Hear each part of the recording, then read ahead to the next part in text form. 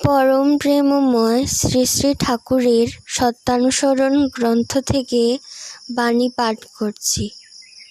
খবরদার, কাউকে হুকুম করে কিংবা চাকর বাকর দিয়ে গুরুর সেবা শুশ্রূষা করাতে যেও না।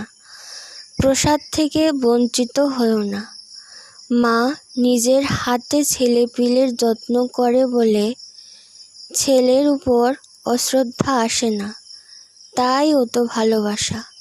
নিজ হাতে গুরু সেবা করলে অহংকার পাতলা হয়, অভিমান দূরে যায়, আর প্রেম আসে।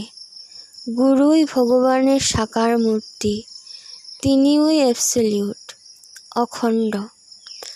গুরুকে আমার বলে জানতে হয়। মা, বাপ, পুত্র ইত্যাদি বাড়ির লোককে ভাবতে গেলে যেন তার মুখও মনে পড়ে।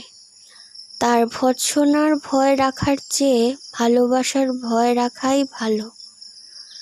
আমি যদি অন্যায় করি তবে তার প্রাণে ব্যথা লাগে। সবসময় তাকে অনুসরণ করতে চেষ্টা করো।